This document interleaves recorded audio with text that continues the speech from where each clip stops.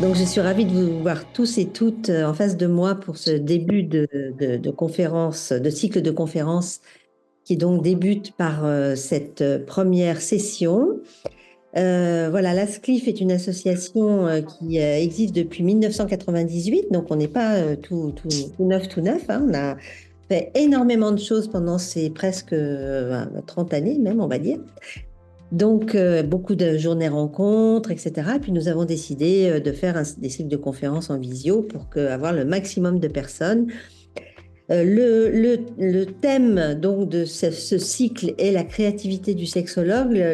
C'est vrai que la SCLIF est une société savante maintenant, donc on essaye de trouver des sujets originaux et surtout innovants, et très liés toujours à la pratique clinique, mais aussi à la créativité. Et c'est pour ça que nous avons choisi cette fois ce sujet qui est finalement fort peu exploité dans notre domaine de la sexologie.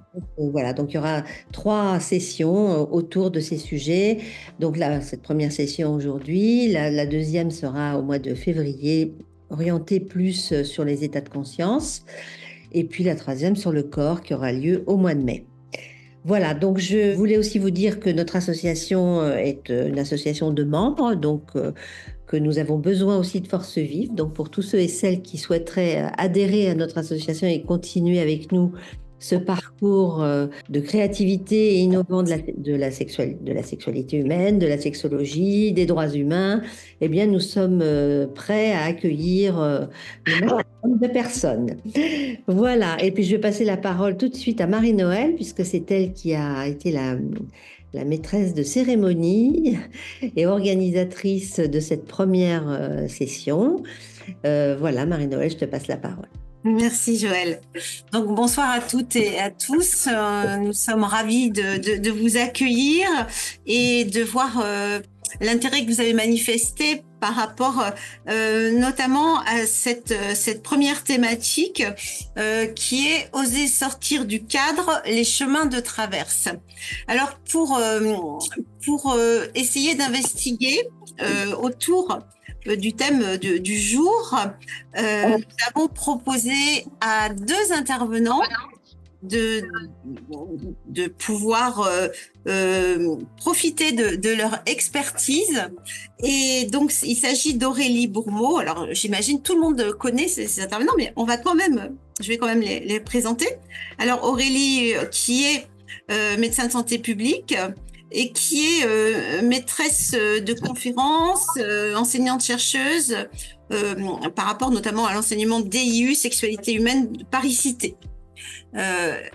Ensuite, en même temps, avec Philippe Bruno. Alors, est-ce qu'il faut le présenter, hein? Je vais quand même le présenter. Au cas où, qui est psychiatre, thérapeute de couple et qui est directeur de l'enseignement DIU, sexualité humaine, Paris-Cité. Et c'est important aussi de le dire, il est auteur, entre autres, de Pourquoi c'est si compliqué l'amour et l'incroyable histoire du sexe, et aussi Éloge de la masturbation. Et cela pourra revenir dans notre discussion. Il y aura un moment d'abord de discussion avec Philippe et Aurélie, et ensuite, bien évidemment, parce que l'idée, c'est quand même avant tout d'être un laboratoire d'idées, de pouvoir débattre ensemble et de réunir des ressources. Donc, on pourra échanger pendant la deuxième heure. Et bien sûr, nous sommes tout à fait intéressés pour prendre vos idées, vos approches singulières, témoigner sur vos pratiques et peut-être aussi rajouter de l'eau au moulin de la SCLIF, mais aussi au moulin de nos pratiques cliniques de sexologue. Voilà. Donc, moi, je vais dans un premier temps, quand on dit oser sortir du cadre, de quel cadre parle-t-on? Et donc, ça serait intéressant, Aurélie, que tu puisses nous dire, par rapport à cette histoire de cadre, entre la théorie et la pratique, comment naviguer? Merci beaucoup, Marie-Noël. Je vais utiliser mes différentes casquettes pour essayer de répondre à cette question. Il y a bien sûr la casquette de responsable de l'enseignement du DU. Il y a aussi celle de chercheur. Les deux vont très bien ensemble, puisque le cadre tel que moi je le conçois d'abord d'un point de vue théorique, c'est celui qui repose sur les données scientifiques, ce qu'on appelle l'evidence-based, et c'est ce qu'on transmet, c'est vraiment la connaissance à l'état des connaissances en matière de santé sexuelle, sexologie, physiologie, anthropologie sur la sexualité humaine. C'est ça que l'on va essayer de transmettre à nos étudiants. Pour moi, c'est vraiment le cadre théorique qui nous échoit d'apprendre et de faire découvrir à nos étudiants qui sont les futurs praticiens en santé sexuelle et sexologie. Ce cadre, comme vous le savez, il est issu d'études plutôt populationnelles, d'études qui vont s'intéresser, même dans le cadre d'études qualitatives, sur les sciences humaines et sociales. On va être sur des résultats de plusieurs études, plusieurs chercheurs qui vont combiner leurs résultats pour arriver à un socle de connaissances. Et de ce fait, on est sur des approches populationnelles. Après, on peut décrire des groupes à l'intérieur des populations et s'intéresser plus spécifiquement à des approches, à des pratiques, à des prises en soins spécifiques à chacun de ces groupes, mais on reste sur une approche populationnelle. Elle est indispensable. Ce socle de connaissances, c'est vraiment ce qui fait de nous les professionnels, les experts que nous sommes, et le fait qu'on sache ce qu'on est en train de proposer à nos patients. Mais tu l'as très bien dit, Marie-Noëlle, il faut savoir faire un aller-retour entre cette approche populationnelle et la relation individuelle qu'on a avec chacun de nos patients. Et quand on est un sexologue, un praticien de la santé sexuelle, on est clairement sur autre chose, et on va se retrouver dans ce que moi j'appelle, ce que nous on appelle en recherche la médecine personnalisée. Il faut savoir s'adapter aux spécificités du patient qu'on a en face, et j'ai envie de dire aux spécificités de la patientèle qu'on se construit. Parce que quand on commence à avoir une patientèle, bien sûr, en fonction de nous-mêmes, nos spécificités, nos caractéristiques, notre posture, notre façon d'aborder la sexualité, il va y avoir un aller-retour avec les patients qui vont s'inscrire dans la continuité du soin et qui aussi vont discuter entre eux, notamment actuellement à l'époque des réseaux sociaux, et qui vont dire « Ah, ce praticien-là, c'est celui qui me convient, tu devrais aller le voir. » Et on voit qu'il y a vraiment une relation qui s'instaure au fur et à mesure entre la façon dont nous, on va mettre en œuvre au niveau individuel tout ce qu'on a appris, et la patientèle qui va se construire en fonction de ce qu'on lui renvoie. Et je prends vraiment simplement, par exemple, moi, ma pratique, je suis dans un Cégide et je vois très bien la façon dont a évolué ma patientèle. Au début, je recevais effectivement différents profils complètement différents, mais on voit que c'est instauré un groupe, des styles de patients avec leurs spécificités individuelles, leurs spécificités de parcours, leurs spécificités de demande. Et avec cette interaction permanente, va s'être instaurée une autre pratique de ma part qui va être différente du cadre que j'ai acquis en matière de connaissances, et qui va s'être appliquée dans la pratique, et qui va m'avoir permis d'évoluer dans ma pratique et ainsi de répondre à un besoin d'une population spécifique. Et je pense qu'on en est tous là. On en est tous à comment on s'est emparé du cadre pour l'appliquer à notre patientèle, ce qui nous a aussi permis de trouver notre patientèle. Et c'est vraiment cet aller-retour qui est passionnant et qui va nous permettre tout au cours de la soirée de discuter sur les spécificités qu'on a mis en place, les outils qu'on va mettre en place pour répondre à ces besoins très personnalisée des patients que l'on reçoit cette approche vraiment individualisée. Merci Aurélie. Donc, ce qui est important là dans ce que tu as exprimé, c'est justement que il y a ce cadre, et ce cadre aussi a évolué au fur et à mesure des enseignements, au fur et à mesure aussi de l'évolution de la société. Et il paraît intéressant de pouvoir demander à Philippe, par rapport justement à cette évolution de la société et des pratiques, et au regard de la dernière grande enquête qui vient de sortir sur la vie affective et sexuelle des Français, quelle serait, Philippe, toi, ta lecture de tout ça? Qu'est-ce que tu peux nous dire? Comment tu peux nous éclairer sur cette évolution des pratiques? Alors, comme d'habitude, d'abord, je vais remercier Aurélie pour ce qu'elle vient de dire. Et ce qui est passionnant, c'est de voir à la fois on travaille ensemble et on est très complémentaires parce que ce que je vais dire est très différent. Donc, je ne vais pas répondre à ta question. En général, je me débrouille toujours pour ne pas répondre, mais je vais y venir. Lorsque j'entends cadre, moi, et ça vient de nos formations qui à chacun sont différentes, nous sommes psychothérapeutes. J'ai une formation, comme beaucoup, d'orientation analytique au départ, même si je peux être critique de son évolution, mais le cadre, il a été appris par les différents concepts qui permettent de faire évoluer la relation duelle entre un patient et un thérapeute.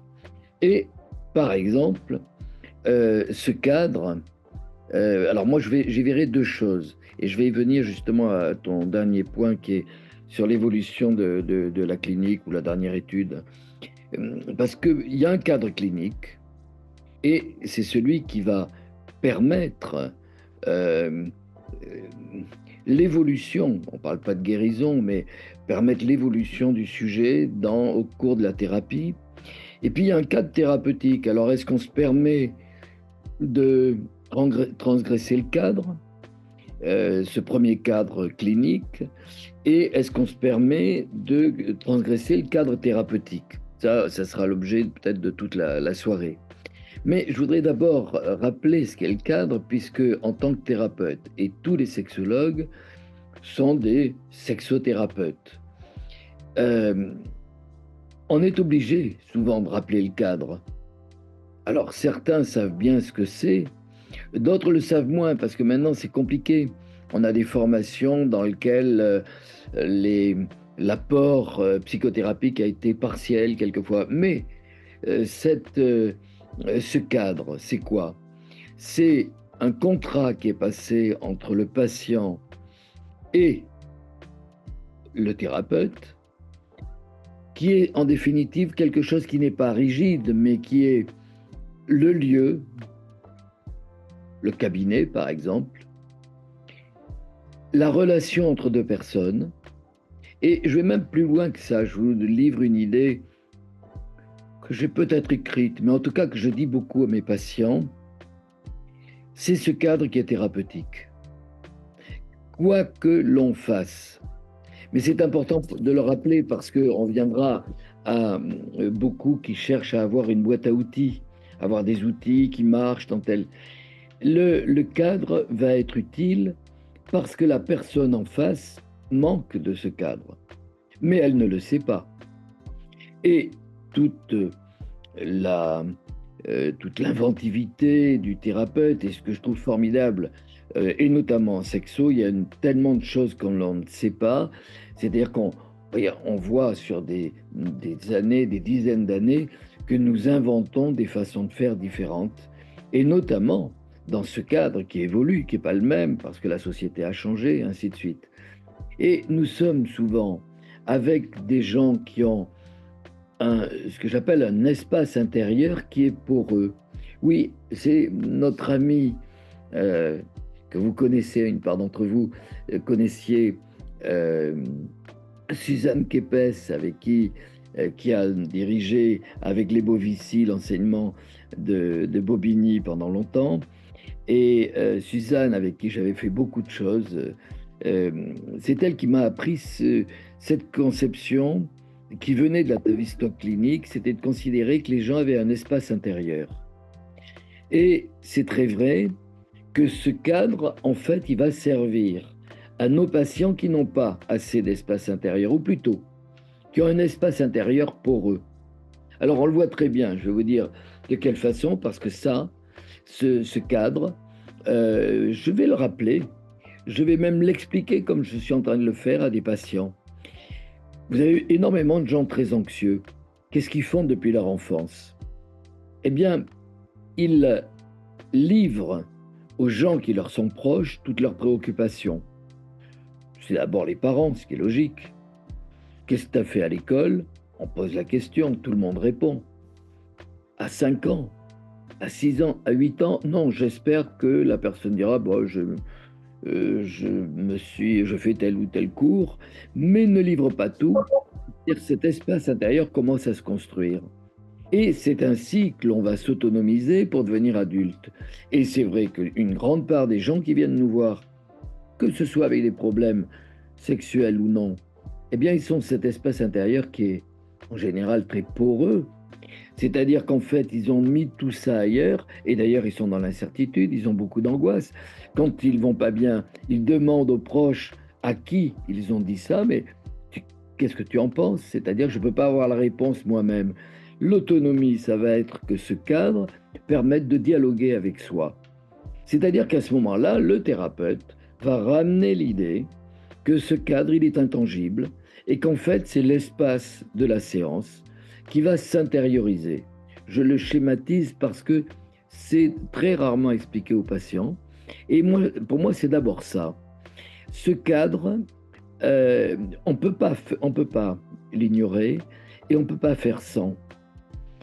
Après, transgresser le cadre, ben non.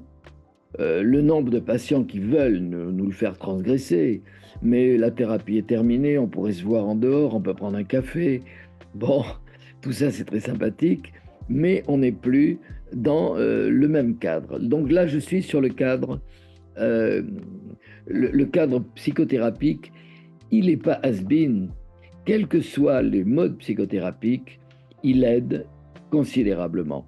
Et à ce moment-là, avec nos outils, nos habiletés sexologiques, on va les utiliser dans un cadre dans lequel on va amener les gens à mieux se construire parce qu'ils vont solidifier leur intérieur. Je vais même vous donner un petit truc que je demande dès la première séance maintenant à des gens que je vois en individuel. Parce qu'il m'était arrivé tellement de fois que je ne comprenais pas pourquoi. Ça faisait longtemps qu'on travaillait ensemble avec quelqu'un et puis ça n'avance pas. Et en général, je demande, votre conjoint, vous parlez des séances? Ah oui, il ou elle me demande comment ça s'est passé. Et le soir, on débriefe. Dès la première séance, je leur ai demandé, je ne vous demande pas, je vous propose de ne strictement rien dire de ce qui s'est passé. Vous voyez, c'est quelque chose qui se passe entre deux personnes. En général, réticence, mais j'ai très peur. Elle ne va jamais vouloir, parce que la majorité des cas, c'est plutôt une femme qui veut savoir ce qui se passe dans cet homme qui est en thérapie. Et c'est pas un interdit, je dis, faites ce que vous voulez. Mais je vais vous proposer de ne rien dire, ou plutôt de ne dire que des choses que la personne sait. Eh ben, nous avons parlé de mes angoisses que tu connais, nous avons... Voilà. Point. Et la personne très étonnée, quelques jours après, eh bien sûr, comme ce cadre est devenu plus hermétique, eh bien, est très étonnée, il lui vient des choses de l'intérieur. Et je vais lui expliquer. C'est tout simplement que la parole qui ne peut pas s'échapper va travailler à l'intérieur de vous. Cette chose qui paraît simple, on n'en parle jamais. Je crois que c'est l'un des éléments fondamentaux pour toutes les thérapies, pour nos sexothérapies, c'est-à-dire permettre déjà que la personne se construise un petit peu mieux avec elle, parce qu'on va pas faire, on n'est pas là pour travailler sur l'archaïque ou autre, hein, mais ça peut être des tout petits éléments.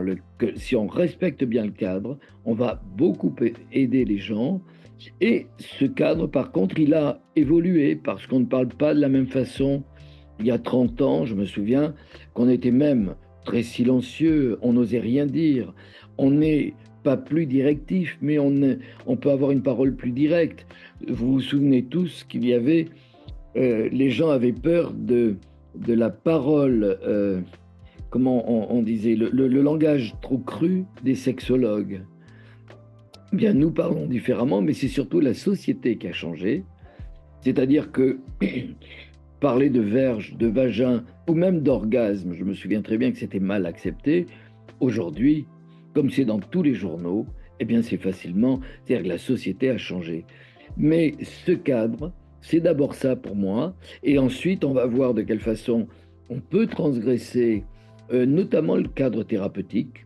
Et c'est ce que l'on va faire en parlant de créativité, notamment l'idée qu'on peut oser faire des choses, inventer des stratégies et les poursuivre si elles fonctionnent. Voilà ce qui me vient à l'esprit, mais je réinsiste sur redéfinir le cadre. Et personnellement, je fais quelque chose toujours de l'ordre de la pédagogie, parce que je crois que beaucoup de nos patients ne savent même pas ce qu'ils ils viennent voir quelqu'un. Un peu comme on disait à la Tavistock clinique, où je crois que c'était Baline qui disait ça, le patient dépose son symptôme sur la table et puis il attendait tout, tiens, docteur, voilà, voilà mon symptôme, débrouillez-vous avec. Donc, l'idée, c'est de ramener ce cadre. C'est plutôt avec vous que ça se passe. Merci beaucoup Philippe. Effectivement, c'est précieux hein, de pouvoir intégrer ces notions qui effectivement ne sont pas si souvent que ça évoquées hein, pour parler du cadre. Et justement, par rapport à voilà aux capacités d'adaptation, parce que à partir d'un cadre, il y a différents contextes. Et justement, je voulais demander peut-être à Aurélie. Quels sont justement par rapport à cette adaptation, qu'est-ce que ça nécessite et par rapport à quoi, Aurélie? Merci beaucoup. Bah, du coup, je vais en profiter pour rebondir sur ce que vient de dire Philippe et ça va permettre tout à fait de faire la transition.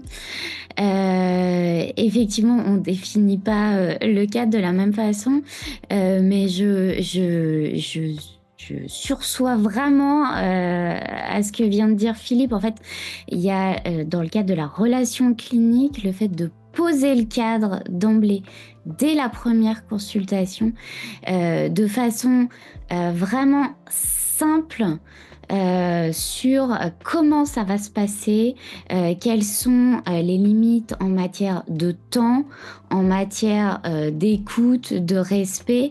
C'est vraiment la graine qui va permettre de développer la relation et la confiance entre le professionnel et le patient.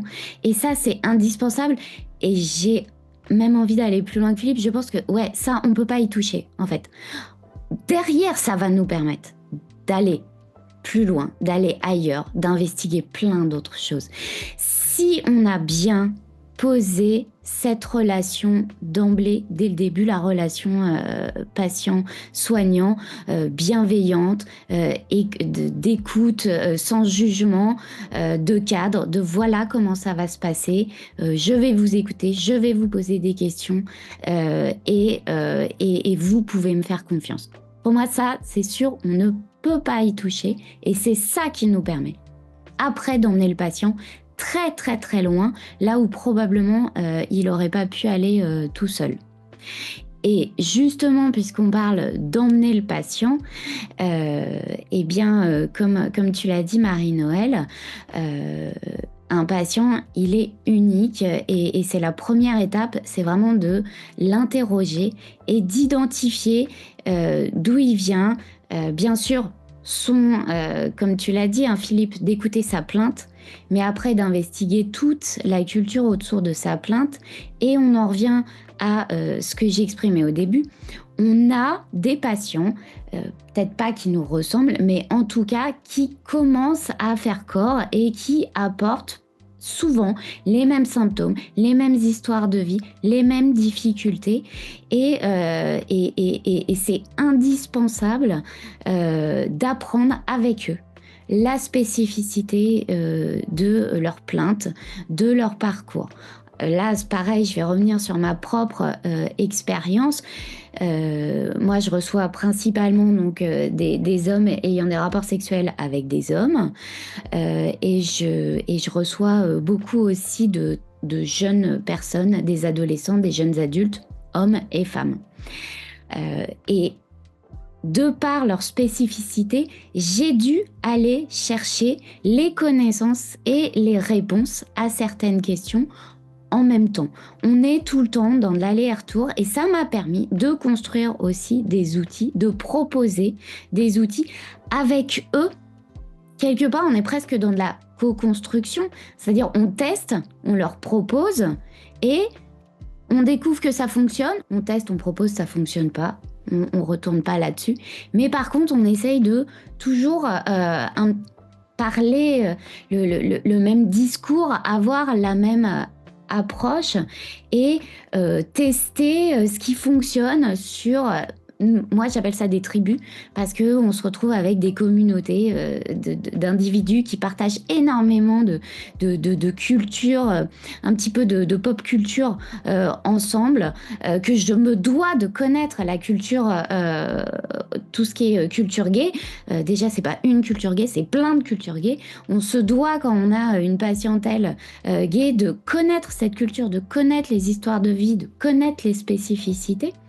Et ça permet de proposer des solutions qui vont s'adapter à leurs problématiques, mais qui vont aussi se former sur l'expérience que nous renvoient nos patients. Et aussi, ça nous permet, entre chaque consultation, d'aller creuser les spécificités. Comme vous l'avez compris, je suis vraiment très evidence-based. Donc moi, j'ai vraiment toujours besoin de retourner à la connaissance sur ce qui a été publié, sur certaines particularités. Ça me permet de me conforter et aussi, quand j'arrive en consultation, d'avoir une espèce de sérénité, de me dire, là, je pars pas dans tous les sens.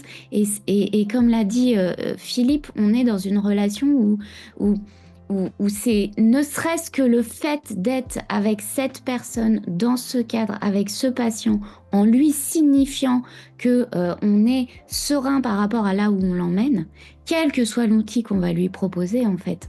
Rien que ça, la moitié du chemin est fait. Et j'ai même envie d'aller plus loin. Si on regarde les sciences de la pédagogie, les sciences de la pédagogie, elles expliquent bien qu'il y a énormément qui se joue dans la posture, dans le non-verbal, et qu'après les outils qu'on va proposer, l'intérêt n'est pas dans l'outil. C'est pas dans le truc innovant, la ping machine, la nouvelle appli, le bidule. C'est pas du tout ça. Ce qui est vraiment efficace, c'est que nous, on soit serein et qu'on connaisse à la perfection ce qu'on est en train de proposer à un individu.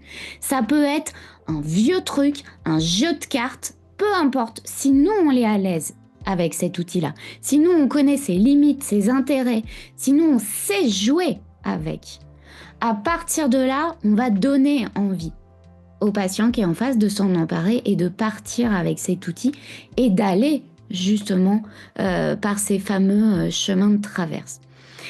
Donc voilà, l'adaptation du professionnel à sa patientèle, le fait de faire des allers-retours pour voir ce qui fonctionne pas, pour moi c'est indispensable et ça l'est beaucoup plus en fait que le fait d'avoir une super boîte à outils avec 10 000 trucs de chaque couleur différente qui ont l'air de s'adapter à la perfection mais qu'on connaît pas bien, qu'on n'a pas l'habitude d'utiliser, avec lequel on n'est pas à l'aise, et juste parce que ça fait de la lumière, que ça fait du bruit et que c'est nouveau, on se dit « Ah bah tiens, je vais tenter ça, ça va être super ». Je pense que c'est vraiment un truc qui est très internalisé, qui est vraiment une histoire de posture et d'adaptation à chacun de ses patients avec sa façon et de se mettre à l'aise avec le patient. Moi, comme je vous l'ai dit, c'est plutôt l'evidence-based. c'est vraiment de retourner au concept des sciences de l'éducation et des sciences médicales.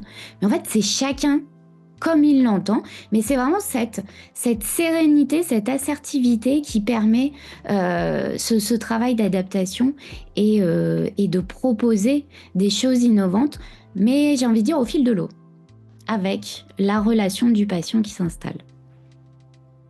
Merci Aurélie. Alors moi, ce que j'entends dans ce que tu dis, effectivement, c'est que la curiosité, la nécessité d'acquérir une culture, voire enfin plein de cultures différentes en fonction des patients et pouvoir entrer dans leur monde pour mieux communiquer avec eux et leur transmettre ou des informations ou des pistes.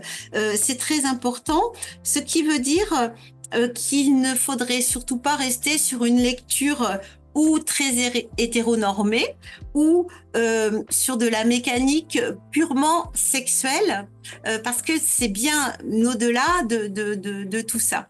Et que cette importance de lecture, de posture est justement fondamentale pour approcher. Et justement, tu parlais aussi, alors par rapport aussi à cette idée d'éducation. Hein, nous avons un rôle également d'éducation et par rapport à ça, on est souvent confronté à l'ignorance, à la méconnaissance souvent pour ces personnes de leur corps, de leur fonctionnement. Il y a l'histoire de l'éducation aussi au lien, de l'éducation à la sensualité, c'est-à-dire qu'on parle beaucoup d'éducation à la sexualité, mais l'éducation à la sensualité est à mon sens quelque chose de primordial. Alors voilà, par rapport à ça, qu'est-ce que vous auriez envie, alors je ne sais pas qui, Aurélie, Philippe, qu'est-ce que vous avez envie d'en dire, parce qu'il y a beaucoup de choses à dire là-dessus. Il y a beaucoup de choses à dire sur, sur beaucoup de choses, comme tu dis. D'abord, sur le côté pédagogique, oui, c'est vrai que les médecins n'ont pas eu cette dimension. Et notamment, je pense aux psychiatres, très souvent, on applique on nous avait appris à appliquer des schémas thérapeutiques, même dans une evidence-based medicine, c'est-à-dire il y a des protocoles, il y a des recommandations, et on fait ça de façon très... Alors, c'est évident qu'on est obligé d'abord de passer par, moi je vais dire, notamment en sexologie, par des diagnostics d'élimination. Par exemple, pardon, un trouble sexuel masculin apparemment très psychogène, il faut toujours être très clair et être certain qu'il n'y a pas quelque chose qu'on n'a pas investigué. À ce moment-là, il y a un diagnostic d'élimination. Alors, il faut voir, mais il y a certaines choses, une éjaculation précoce chez un jeune qui arrive dans des circonstances émotionnelles, on ne va pas lui faire une échographie des testicules. Or, on voit des choses hallucinantes qui se font quelquefois. Et par contre, une fois qu'on a fait des diagnostics d'élimination, que l'on sait dans quel axe on va se trouver, eh bien, il y a ce qu'évoquait Aurélie d'une façon même beaucoup plus large que je le ferai. Nous avons à comprendre la personne dans toute sa personnalité, sa spécificité. Nous devons être, alors ça c'est pas un vœu pieux de ma part, hein, mais nous devons être tous des anthropologues. La sexologie le nécessite parce qu'il y a énormément de faits de culture, de faits de famille, de faits de groupes humains qui trouvent leur expression dans la sexualité. Je vais rappeler simplement une chose, tiens, on ne dit pas souvent qu'est-ce que la sexologie. Et c'est pour ça que c'est difficile d'en faire une spécialité. C'est une transdiscipline. C'est un mot que j'avais utilisé lorsque j'avais fait j'ai cherché beaucoup et à l'époque je travaillais avec Edgar Morin qui venait de développer le concept de transdiscipline. Qu'est-ce que c'est que la transdiscipline? C'est pas la juxtaposition de plusieurs spécialistes, ce qu'on a pu faire dans le pluridisciplinaire. c'est l'apprentissage des langages de chaque discipline pour interpénétrer les disciplines par leur façon de communiquer. Et c'est ce qui se passe pour la sexologie. Nous savons que la sexualité n'est pas génétique, elle n'est pas hormonale. Nous avons un équipement génétique hormonal, mais il n'y a pas d'instinct sexuel. Elle est apprentissage. Donc cette sexualité va être apprise. Elle va être apprise selon notre culture, selon notre histoire personnelle et selon des éléments. Donc elle est apprise comportementalement et elle est socialement construite en fonction de l'évolution de la société. Par exemple, un gamin qui naît aujourd'hui, il a un environnement tellement différent d'il y a 50 ans que ses repères, les éléments de référence par rapport à l'intimité sont totalement différents. Et la grande différence, c'est que nous devons être pédagogues, c'est-à-dire permettre aux patients de comprendre cela. Je crois qu'il faut que... Moi, j'utilise beaucoup ce que j'appelle les parenthèses pédagogiques. Je leur explique dès la première séance. Je ferai par moment des parenthèses pédagogiques. Je vais dire, tiens, là, j'ouvre une parenthèse. Et ce que je vais dire à l'intérieur, c'est pas ce que je pense. C'est ce que l'on sait dans la discipline. Et par exemple, si on est amené à reparler de l'autérotisme, par exemple, tiens, la masturbation est un élément central de la sexualité qui permet l'apprentissage par soi-même, Je ferme la parenthèse.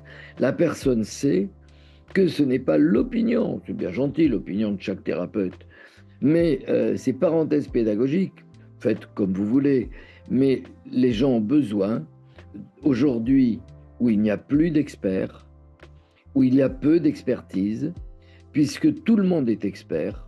Il n'y a qu'à voir de quelle façon vous allez sur le net et vous avez des experts, et d'ailleurs qui connaissent encore mieux, puisque tout patient ayant vécu telle chose devient un expert qui peut guérir de la pathologie en cause. Hein, on entend souvent ça. Donc il y a le côté pédagogique, et il va y avoir surtout pour nous le fait de comprendre la culture qui va avoir amené à ce que cette dysfonction s'exprime de telle façon.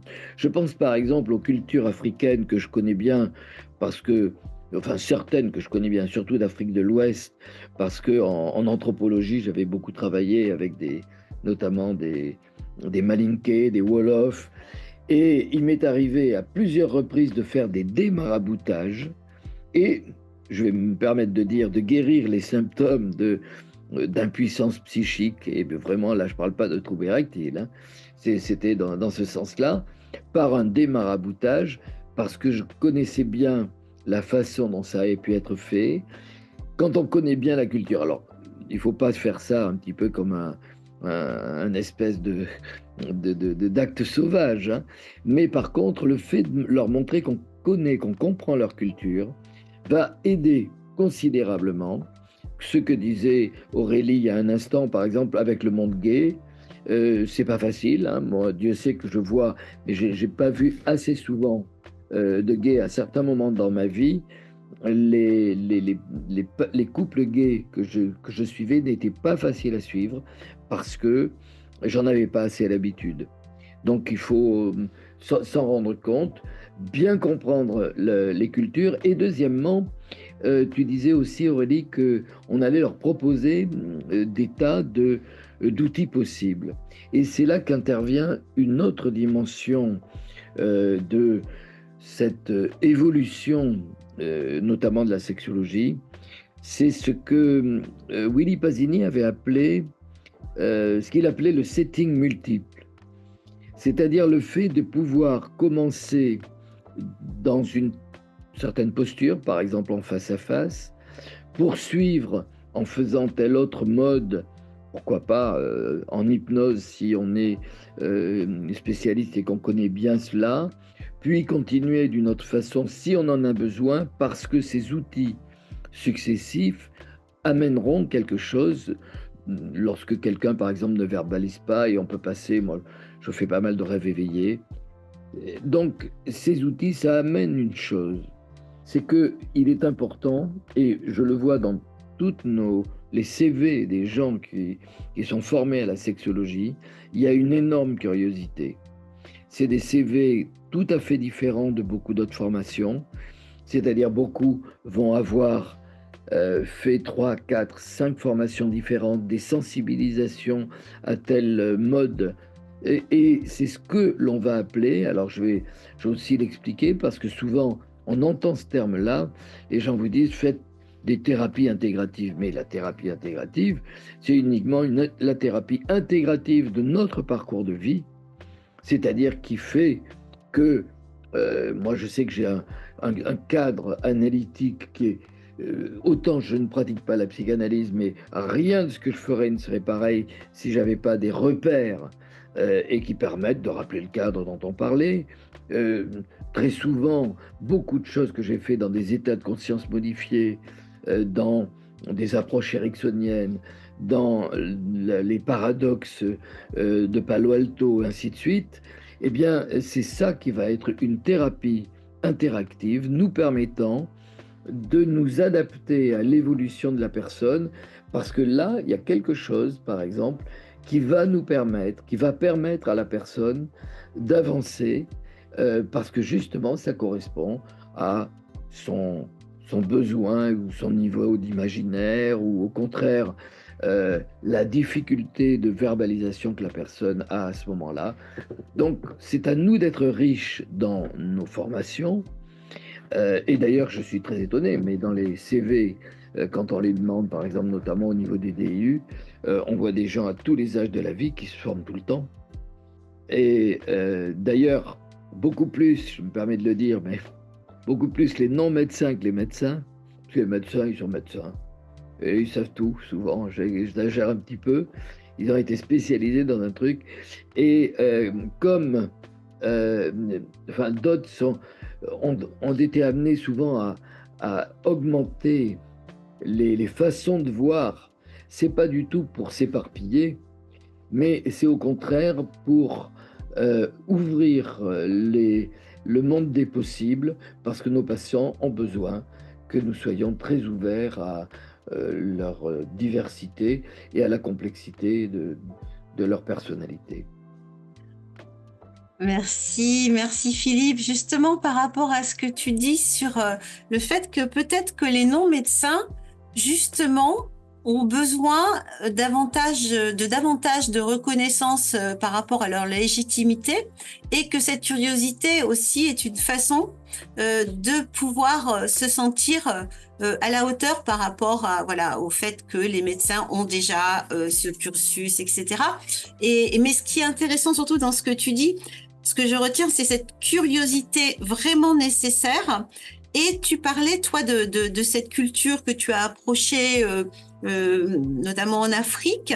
Et j'aimerais rebondir là-dessus, justement, peut-être avec Aurélie, par rapport à, parce que je pense que ça concerne un certain nombre de personnes présentes ici, sur la question de la culture du public jeune, et aussi de toutes ces nouvelles injonctions sociétales véhiculées par le web, par les applis de rencontres, mais aussi par les scripts et les tutos du porno, voilà, et je pense que, voilà, parmi nous, il y a un certain nombre de personnes qui travaillent aussi avec un public plus jeune. Donc, je sais pas, Aurélie, qu'est-ce que tu aurais envie d'en dire? Alors, effectivement, je trouve que c'est hyper intéressant de s'intéresser aux jeunes, et ça rejoint un peu la question à laquelle Philippe n'a pas voulu répondre tout à l'heure sur l'évolution des pratiques, et notamment ce qui est sorti dans la dernière enquête Bajos, mais qui en fait est vraiment pas un scoop, hein, parce que ça avait déjà été identifié par plein d'autres enquêtes. À ce jour, on attend les résultats un peu plus creusés, mais c'est vrai que les évolutions qu'elle a mis en évidence de façon populationnelle et un peu brute, c'est des choses que l'on voit, et que l'on voit chez nos patients et chez nos patients jeunes. Et effectivement, moi je suis assez confrontée à leur évolution, vis-à-vis de leur représentation de la sexualité et de leur pratique, et à quel point ça va vite. Mais pour moi, l'un des principaux enjeux auxquels nous, on est confrontés en tant que cliniciens et sexologues, c'est que les jeunes ne font plus couple. Moi, quand ils viennent me voir, c'est systématiquement oui, bon, moi j'ai des coups d'un soir, ok, ou alors oui, j'ai, enfin oui, vaguement des sex friends, voilà. Mais tout ce qu'on a appris sur la thérapie du couple, sur mettre en place des techniques, le sunset focus, etc., impossible, ils ne sont pas en couple. Donc on est obligé de réinventer, et très rapidement, parce qu'ils vont vraiment très très vite, des nouveaux outils, des nouvelles prises en soin, des nouvelles approches en fait, pour les accompagner sur leurs difficultés. Parce que leurs difficultés, par contre, elles restent celles que, je pense, les jeunes d'il y a 20 ans rencontrent. En tout cas, moi, en tant que médecin, j'ai toujours autant, je pense, d'éjaculateurs prématurés, de dysfonction érectile, de douleurs, de troubles plaisir, désir. Enfin, voilà, là-dessus, on reste sur les mêmes paradigmes, mais par contre, pour la prise en soin, pour l'approche, pour ne serait-ce que le questionnement, en fait, on est obligé de s'adapter, et à toute vitesse, parce que ça va tellement vite. Là, je vois chez les jeunes filles, les jeunes filles, c'était il y a 2 ans, c'était très prégnant, toutes les problématiques de violence sexuelle, de réminiscence, du fait qu'elles se rendaient compte que la façon dont elles avaient été traitées par leurs différents partenaires était inadmissible, et que c'était de la maltraitance, et que c'était des violences sexuelles. Ça, c'était il y a 2 ans. Cette année, on n'est plus là-dedans. Cette année, on est dans le « je ne veux plus avoir rien à faire avec la jante masculine ». On est vraiment sur les fameux 4D coréens. Je veux plus les avoir comme petits copains. Je veux jamais me marier. Je veux jamais avoir d'enfants. Donc ça évolue à toute vitesse. Et les jeunes, c'est un laboratoire expérimental pour cette capacité qu'on va nous demander d'adaptation extrêmement rapide, parce qu'en plus, un jeune, il ne fait aucune concession et il ne nous pardonne rien. S'il y a une terminologie à laquelle qu'on ne comprend pas, s'il y a une référence qu'on ne comprend pas, c'est fini. La relation de confiance, elle peut s'effondrer en 2 secondes. Donc on a vraiment le besoin de suivre sans jamais s'emparer de leur propre culture. On n'utilise jamais leur vocabulaire, jamais leurs expressions. Parce qu'à partir de ce moment-là, c'est pareil, on coupe la relation, mais il faut quand même suivre. Et pour moi, l'éducation chez ces jeunes à l'heure actuelle, c'est l'élément central, parce que je pense qu'on est en train de la louper, et que effectivement, là, on s'offre des suivis sur des années entières pour les 10 prochaines, 20 prochaines années chez ces générations qui, en plus, rappelons-le, ont été traumatisées par les années Covid. Donc, comme tu l'as dit tout à l'heure, Marie-Noël, l'éducation à la sensualité chez ces jeunes-là, c'est d'une complexité sans nom. Ils ne veulent pas faire lien. Soit ils subissent le fait qu'en face, on ne veut pas faire lien, soit eux-mêmes ne veulent pas faire lien. J'ai le nombre de jeunes femmes que j'ai et qui me disent « Oui, alors, j'ai essayé, je me suis dit que j'allais être lesbienne, parce que c'est ce qu'il faut que je sois, c'est quand même socialement, c'est ce qui devrait me convenir. Bon, j'ai essayé, je suis pas lesbienne. Bon, du coup, je fais plus rien. Parce que il est hors de question, je pense que je suis hétérosexuelle, hors de question d'avoir une relation, ne serait-ce qu'une relation quand je dis lien, c'est même interhumain, de communication avec la jante masculine. Donc on a vraiment, là quand on parle de chemin de traverse, je trouve que c'est très bien trouvé, parce que c'est vraiment la génération Harry Potter. On a un travail d'innovation pour les ramener à faire société, ne serait-ce qu'à faire société, à accepter que l'autre, ne serait-ce que les touches, les caresses, on a un travail de dingue à débroussailler à l'heure actuelle. Alors, oui, juste par rapport à ce que tu dis, Aurélie, il y a cette histoire de sortir absolument des représentations stéréotypées et aussi de ce qu'on auparavant, enfin, qui était une référence, c'est-à-dire pour justement sortir, avoir la ref ou sortir, enfin, comme disent justement les jeunes, l'histoire de ref qu'on n'a pas, t'as pas la ref, bon, mais tout ce qui était la sexualité génitale pénétrative, qui aujourd'hui pour beaucoup de jeunes, c'est plus à l'ordre du jour du tout. Et bon, il y a beaucoup de mouvements aussi qui sont passés par là et qui les sculptent et qui les formatent ou déformatent, je ne sais pas. Et en fait, c'est intéressant de pouvoir voilà, questionner. Alors, on avait déjà beaucoup travaillé lors des derniers cycles sur les représentations stéréotypées, le genre, tout ça. Mais ça permet de faire le lien et de se dire que aujourd'hui, ces chemins de traverse que nous devons d'emprunter pour mieux être simplement en capacité d'accompagner, d'accueillir et comme tu le dis Aurélie, de pas être has-been ou de pas être rejeté et incompris ou incomprise. Et justement, je voulais peut-être poser la question à Philippe, parce que je regarde le temps passe aussi, mais par rapport à cette créativité, Philippe est sur la question de comment introduire des sujets tabous, par exemple, tels que la pratique de l'auto-érotisme, de la masturbation, comme préalable. Est-ce que aujourd'hui, voilà, et dans quel contexte, comment tout cela peut-il être introduit si on sort de justement la pratique voilà, mécanique sexuelle de pénétrative, par exemple. Moi, je crois que c'est très intéressant ce que tu viens de dire, Aurélie. Tu l'as exprimé d'une façon magistrale, je vais dire, parce que tu vois beaucoup de très jeunes aujourd'hui. C'est vrai que les évolutions récentes, elles n'ont pas 10 ans, elles n'ont même pas 5 ans.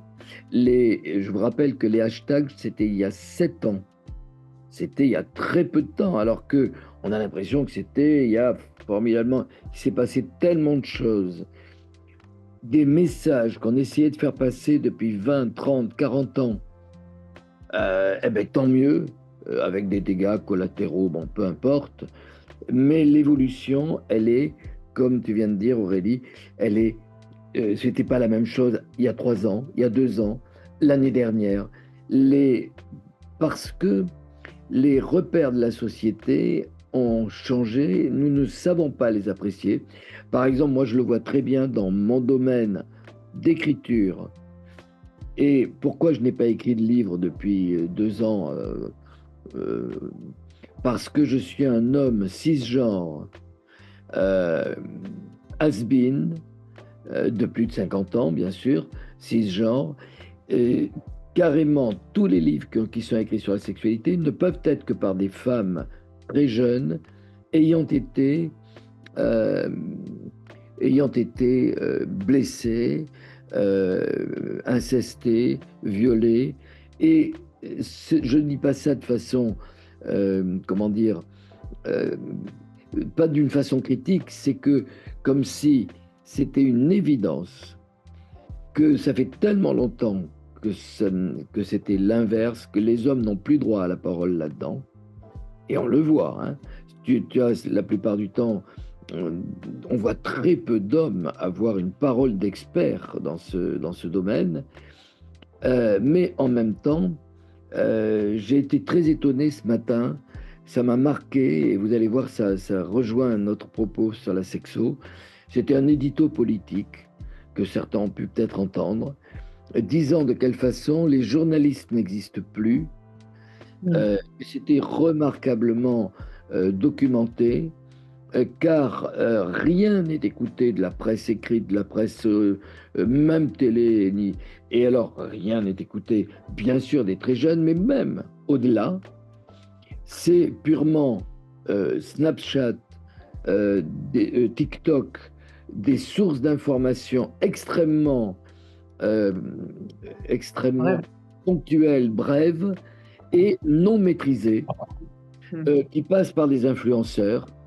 Et c'était très intéressant la façon dont ce grand journaliste, très connu, disait, mais nous avons totalement perdu la main, nous ne savons pas comment, et nous ne voyons pas comment nous pouvons la reprendre. Et notamment, bon, non pas vers une certaine population plus âgée qui, de toute façon, peut un peu faire la distinction, mais tous ceux qui font le monde, qui sont en train de faire le monde, eh bien, n'y croient plus. Et nous sommes avec exactement cela. On s'était posé la question, je me souviens, lorsqu'on voulait faire lorsque j'avais mon blog, mais je me rends compte que personne ne lit plus les blogs, c'est un vieux truc.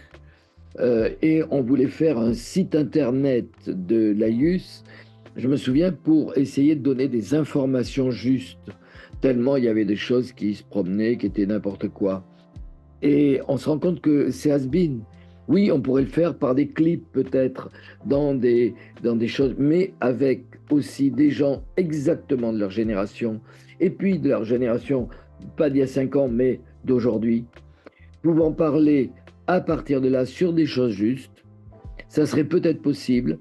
Alors, comme tu dis, Aurélie, c'est à nous d'essayer de le faire d'abord individuellement avec chaque patient, patiente, et pour les accompagner, pour mieux comprendre. Mais pour beaucoup de choses, on est totalement dépassé parce que dans l'expérimentation de la fluidité des genres, dans la façon de comprendre et d'accepter les transgenres.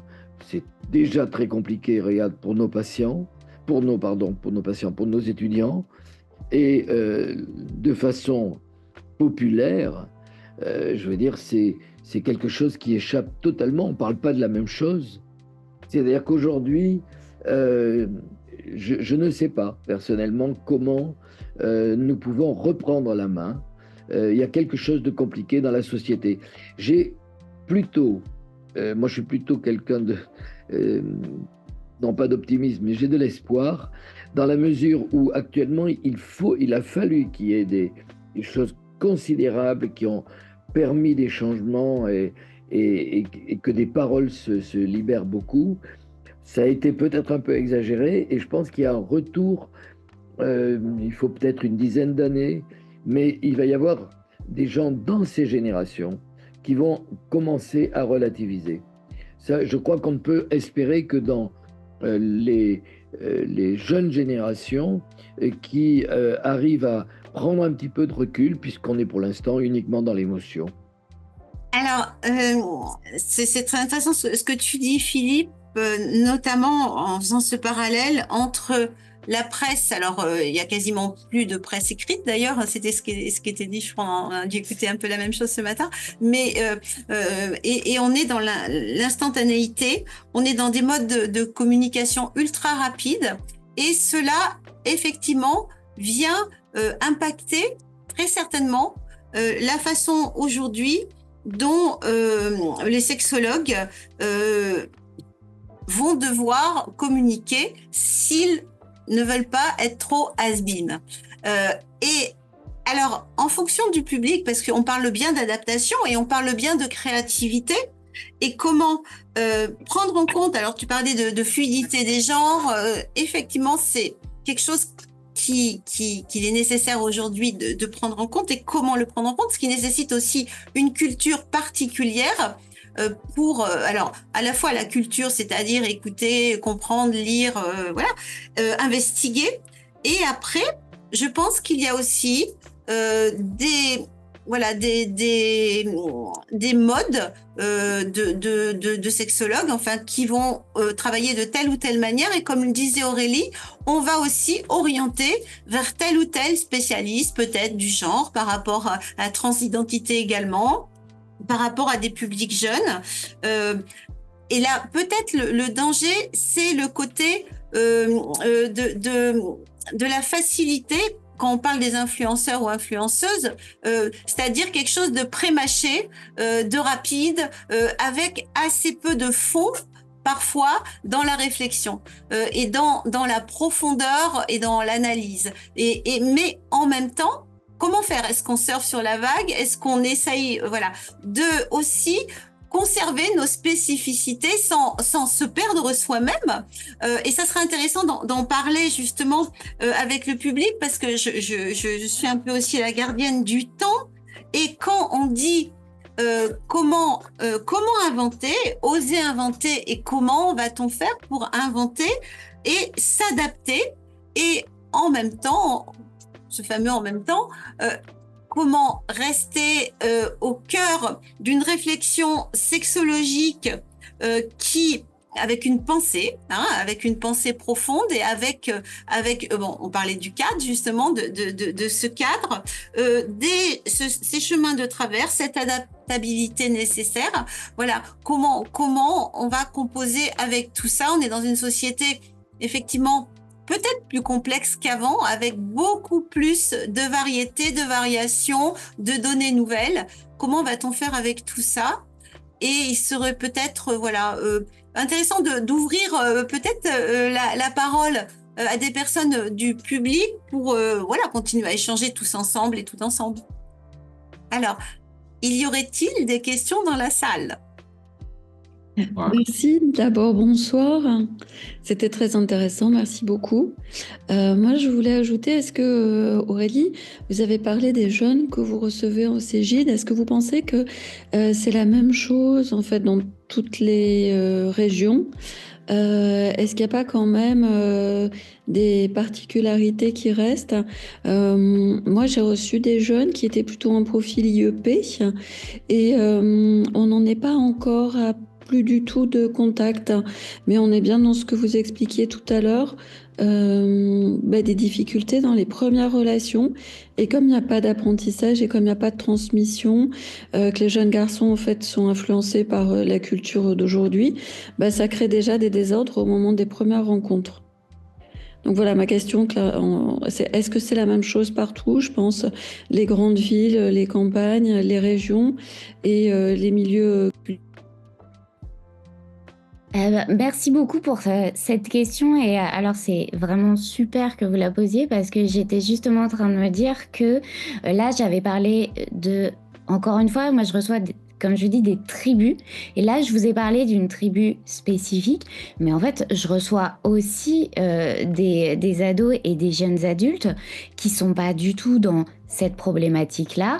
Je reçois aussi qui vont, par exemple, avoir une religiosité très importante. Et là, c'est plus du tout les mêmes questionnements qui vont ressortir. Et je suis pas sûre que, par contre, il y a une différence si forte que ça, grosse ville, petite ville. Mais je pense que oui, l'adolescence, il n'y a pas une adolescence, qui a plein de formes d'adolescence différentes, et qu'ils ont tous des problématiques spécifiques à leur parcours de vie et à leur éducation. Souvent, chez les ados, on reste beaucoup quand même sur ce qu'ils ont appris à la maison et à l'école. C'est vraiment autour de quoi ça tourne, et avec les copains. Mais par contre, il y a une vraie omniprésence dans tous les cas de l'influence des réseaux sociaux. Et je parlerai pas de la pornographie, parce que la pornographie, c'est un outil comme un autre pour eux de voir à quoi ça ressemble un rapport sexuel. Donc ils le transforment en fait à l'aune de tout le reste. Et clairement, tout le reste, ça va déterminer des profils et des problématiques chez ces ados-là très spécifiques. Et comme je disais, c'est encore plus compliqué, parce qu'il faut vraiment s'adapter à chacune de ces tribus. Vous avez vraiment la tribu des femmes, des jeunes filles archi-féministes, des neutral gender, des asexuels, des HSH, des hyper religieux, il y a une multitude à explorer, mais par contre, il y a un vrai sentiment d'isolement chez chacun d'entre eux. Ils sont plus derrière leur écran et à se questionner sur ce qu'ils lisent sur leur écran qu'à aller questionner d'autres personnes. Donc déjà, moi, quand ils sont chez moi, je suis hyper contente parce qu'au moins, ils ont fait l'effort d'aller voir quelqu'un pour en parler. Mais je pense à tous ceux qui ne feront jamais cet effort de discuter. Et je pense que vraiment le terme faire lien, pour cette génération, c'est fondamental. Qu'est-ce qu'on fait pour ces gamins qui n'arrivent pas à aller vers l'autre, quoi. Et ça, grosse ville, petite ville, pour moi, c'est le même combat. Merci beaucoup à la fois Hélène pour la question et Aurélie pour voilà cet éclairage parce que c'est quelque chose qu'on va retrouver vraiment. Alors qu'on intervienne en milieu scolaire, qu'on intervienne voilà dans des centres plus spécialisés ou en consultation au cabinet, c'est vraiment cette nouvelle donne, quelque chose qui nous interroge et qui ne va pas arrêter de nous interroger de toute manière. Est-ce qu'il y aurait une autre question? Alors Aurélie, merci beaucoup. Alors bon, moi je suis un dinosaure, donc je ne veux pas dans les Cégides. Maintenant, ce qui me gêne quand vous avez commencé, c'est que vous parlez en franglais. Et nous aussi, on a besoin de comprendre le franglais. Tout à l'heure, vous avez expliqué 2 ou 3 fois les mots. Je peux imaginer ce que vous dites, mais on a besoin, nous aussi, d'avoir un vocabulaire, au moins avoir dans la traduction simultanée, s'il vous plaît. Aucun problème. Dites-moi, parce que là, pour le coup, je ne me rappelle plus, mais juste... C'était au tout moi, début. avec plaisir, je m'excuse, Voilà. j'en suis D'accord. désolée. C'était au tout début. Evident base. C'était Voilà. ça? Oui, En c'est... propre. Il y a 3 euh, expressions que vous avez employées. Ah mince. Ouais. Et oui, nous ne sommes pas tous des chercheurs de... Non, mais c'est ma faute. Vous avez tout à fait raison. Quand je disais que j'étais evidence-based, ça veut vraiment dire que j'ai besoin de faire reposer ma pratique sur ce qui a été démontré par la science, par la recherche biomédicale. Donc, c'est vraiment ce qui est reposé sur les preuves. Donc, évidente, moi je parle anglais avec l'accent de la vache espagnole. Donc, basé sur l'évidence, voilà, c'est ça. Evidence-based. Après, quel autre terme vraiment... C'est pas grave, mais ça y est, parce que là, je me dis, oh là là, en plus, il faut que je prenne ce vocabulaire qui me semblait... Non, pas du tout, je suis vraiment désolée. Adaptation. Oui, vous avez raison. Ça m'évoque autre chose. Aurélie, tu as aussi parlé, parce que tu vois beaucoup plus de très jeunes tribus qui vont avoir des pratiques chaque année qui n'existaient pas l'année précédente. Il y a quelque chose de très surprenant. On avait l'habitude, je me souviens très bien, des journalistes qui nous interviewaient il y a 20, il y a 25 ans, en disant qu'est-ce qu'il y a de neuf dans la sexualité. On avait l'habitude de dire pas grand-chose, hein, où on peut inventer le quick fit en piscine ou je ne sais quoi. Mais aujourd'hui, chez les jeunes, c'est très compliqué. Une génération, on avait pensé d'abord que ça faisait 25 ans, on pense aujourd'hui que ça fait moins de 10 ans. On a dit ensuite il y a une génération tous les 10 ans, il y en a moins de 10 ans. Parce qu'ils veulent vraiment s'identifier. Et on n'est absolument pas comme ceux de 3 ans auparavant. Et avec des façons de penser, des façons de concevoir les choses. Et notamment tout un tas de segmentation des pratiques sexuelles, plutôt que des pratiques d'ailleurs, des modes de représentation, des façons de concevoir, de s'exclure. Comme tu disais, il va y avoir des asexuels, mais j'ai lu l'autre jour qu'il y avait 42 genres. J'en connais certains, mais bon, mais à partir de là, oui, mais on peut, et nous on va en rire parce que effectivement il y a quelque chose d'un petit peu superfétatoire. Mais c'est très vrai qu'ils sont dans une telle perte de repères que cette très grande diversité amène à ce que ça soit leur domaine, que nous ne comprenons pas, qui vont les amener à pouvoir d'ailleurs parler de spécificité. Moi, j'ai entendu des dialogues sur le net que je ne comprends absolument pas, parce que ça va disséquer telle ou telle, même orientation, identité, ils ne savent pas très bien, mais ça montre le désarroi, et à la fois, il y a quelque chose de l'ordre de l'identité, parce qu'ils se reconnaissent entre ceux qui savent exactement ce que veulent dire telle et telle notion, alors des quantités de choses dont nous avons aucune idée ou de très loin.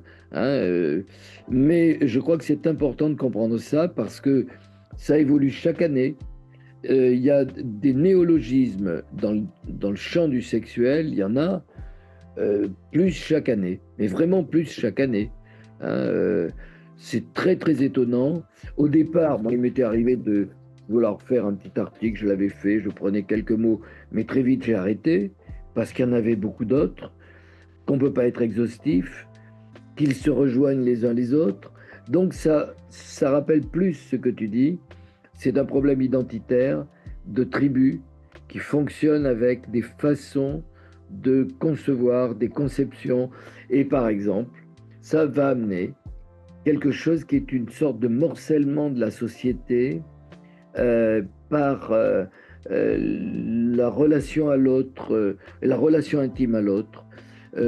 Par exemple, on voit l'augmentation des liens lesbiens qui sont en fait souvent défensifs par rapport à une masculinité inacceptable. On voit de quelle façon il va y avoir des groupes qui se rejoignent parce qu'ils ont une même conception de la haine des hommes, de l'isolement sexuel, de la non-pénétration et ainsi de suite. Et ça va être, en définitive, je crois qu'il y en a autant, il y a autant de tribus que de conception des choses. Aujourd'hui, on est dans un éparpillement qui montre bien qu'il y a des grands changements. En général, dans l'évolution, on connaît ça. Quand il y a une grande catastrophe, et il y en a eu, peut-être le Covid y a participé, mais il y a eu surtout les hashtags, des révélations, eh bien, il va y avoir un morcellement d'attitudes qui sont des tentatives d'adaptation à ces changements. Et tous ces jeunes sont en train de s'adapter comme ils peuvent à une société qu'ils ne comprennent pas, à ces changements qu'ils ne comprennent pas. Et il faut attendre plus longtemps pour voir se réorganiser des modes de fonctionnement. Ça, il faudrait écrire un roman dystopique, parce que c'est absolument ça. On est déjà dans la dystopie. Oui, et merci Philippe, parce que justement, ça me permet de rebondir entre ce que tu exprimes là sur ce morcellement de la société, cette tentative d'adaptation, et ce qu'avait auparavant exprimé Aurélie sur la question du lien, sur de quel lien s'agit-il, de quel lien à l'autre s'agit-il aujourd'hui, et comment cette notion de lien qui repose avant tout sur le questionnement de la recherche identitaire, parce que c'est quelque chose qu'on rencontre beaucoup. C'est qui suis-je? Tu disais, Philippe, justement parfois la confusion entre orientation sexuelle et identité sexuelle, identité de genre aussi, et enfin, comment tout cela, avec cette fluidité et ces justement allers-retours dans tout ça, je pense que c'est aussi la question du lien et comment peut-on, enfin, tenter de réfléchir, parce que on dit que bon voilà, l'ASCLIF, ce qu'on souhaite être aussi, c'est un laboratoire d'idées. Ça ne veut pas dire qu'on va avoir des réponses définitives, on va avoir des ébauches, des tentatives d'hypothèses, de réflexion par rapport à tout ça. Et l'idée, c'est qu'on puisse en ressortir enrichi mais peut-être en se questionnant peut-être encore plus qu'avant. Mais c'est aussi le rôle des thérapeutes de faire se questionner les patients. Oui, il n'y a pas de solution, hein. Moi je ne la connais pas, mais ça montre actuellement le désarroi d'une société après une catastrophe. Moi, je crois que dans l'évolution, c'est les choses que l'on connaît. Il y a eu une catastrophe. C'est d'abord le changement en l'an 2000, avec l'arrivée des réseaux sociaux. C'est une explosion inimaginable. Tous les repères ont changé. En même temps, il y a les questions de genre qui ne se posaient pas de la même façon. Une libération des orientations qui a été tout à fait liée à la libération féminine, parce que sans l'ouverture les deux combats étaient complètement liés, et on se rend compte aujourd'hui que ce sont ce qu'on appelait les minorités, ce qui est le plus minoritaire qui semble le plus moteur. Par exemple, c'est le transgenre qui semble, on parle même plus d'homosexualité, un peu comme si c'était déjà, c'est un peu terminé. C'est aujourd'hui la question des transformations, donc on est devant, il y a une catastrophe qui s'est produite et on est devant un désarroi des jeunes individus pour se repérer dans, ça me fait penser au livre de la Genèse dans lequel on dit après ce qui restait du début des déluges, eh bien le monde va essayer de se reconstruire. Mais il y a quelque chose comme ça en ce moment. Alors, est-ce que c'est une catastrophe ou est-ce que c'est, on sait bien que il y a des événements de société qui re-questionnent justement l'ordre du monde et qui font se poser de nouvelles questions et en fait, est-ce qu'il va s'agir d'être je dis être justement, d'être nouveau, de personnes nouvelles, enfin, on ne sait pas. C'est-à-dire comment l'évolution. On parlait de l'évolution sociétale qui justement impacte l'évolution des êtres humains. Et comment, voilà, va-t-on, nous, en tant que praticiens, sexologues, thérapeutes, etc., comment peut-on accompagner et autrement que par la vision voilà, de quelque chose enfin, tu parles de catastrophe, mais comment peut-on transformer tout cela pour en faire quelque chose qui va permettre d'avancer? Mais moi, simplement pour te répondre, et puis moi, je parlais lorsque je dis catastrophe, c'est pas négatif. C'est que c'est quelque chose que l'on voit dans l'évolution, moi, en tant que biologiste. Il y a des moments où il y a quelque chose, catastrophe, c'est une action, quelque chose qui s'est produit et qui produit tellement de changements qu'il y a des tentatives de réadaptation. Alors, il y a 3 personnes qui ont levé la main sur la droite, là. Oui, moi, je voudrais revenir sur 2 points. D'abord, j'ai bien aimé le mot tribu, employé par Aurélie Ormeau. Mais je voudrais dire que, bon, moi qui suis d'une génération antérieure, nous avions le poids des tribus familiales, des clans familiaux. Donc, en fait, c'est une éternelle question. Quand on est thérapeute, on travaille avec une personne individuelle, mais qui est forcément sous l'influence d'un groupe ou de groupes qui sont autour. Donc, je fais ce lien. Voilà. Après, je crois que il faut croire dans notre fonction de thérapeute. Et je voudrais ramener ça à la question du cadre. Parce que notre cadre, il est intériorisé. Dans n'importe quel lieu qu'on travaille, qu'on soit dans son cabinet personnel, ou qu'on soit à l'hôpital, ou qu'on se déplace dans une institution pour personnes handicapées, EHPAD, etc., le cadre, on le porte à l'intérieur de nous. Et le cadre, il a une fonction thérapeutique. Il est stabilisateur, contenant. Et il permet la confiance pour le patient, il permet la confiance qui va lui permettre d'aller dans un changement. Donc, j'ai trouvé vraiment très pertinent que vous commenciez avec cette discussion sur le cadre, parce que pour moi, c'est l'éternelle solution, l'éternelle solution en thérapie. Et alors, cette question de la confiance dans nos consultations, il y a un mot que j'aime beaucoup qui nous vient de Winnicott, c'est la fiabilité. Et on a un petit livre magnifique là, fait par Claire Marin et Worm sur à quel soin se fier. Voilà. Et je crois que nous, notre mission de thérapeute, c'est d'être fiable pour ces jeunes populations qui sont tellement en détresse actuellement, mais qui ont quand même le courage de frapper à votre porte. Ça, je trouve que c'est formidable. C'est formidable qu'ils viennent. Voilà. Voilà, donc tout ça pour dire qu'il ne faut pas être trop déprimé, quoi. Gardons un peu d'optimisme et de la confiance dans notre travail. Merci beaucoup. Alors, c'est super témoignage. Justement, je voulais rebondir là-dessus.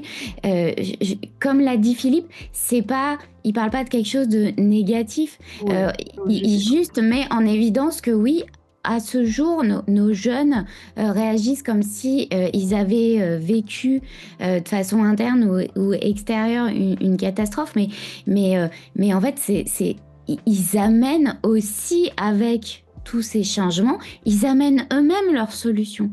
Et c'est ça qui est absolument fantastique de travailler avec eux, c'est que déjà ceux qui, comme vous l'avez dit, ils passent de plus en plus nos portes. Et ça, rien que ça, c'est une très belle réussite de notre part. C'est que, de notre part ou de la leur, hein, mais en tout cas, ils ont plus la volonté que leurs aînés de venir nous voir, et même très tôt dans leur vie. Et en plus, ils sont capables de questionner leurs pratiques, leurs représentations, et comme avec tous les autres patients, en fait, ils sont capables de construire, avec nous, bien sûr, qui les accompagnons, leurs propres solutions. Des solutions auxquelles nous... Enfin, moi, ce que j'avais envie de dire, c'est qu'on ne pourra pas tout inventer pour eux, parce que, justement, on n'est pas là-dedans et qu'on ne les connaît pas à la perfection. Mais par contre, on peut les accompagner dans ce qu'ils vont inventer comme solution.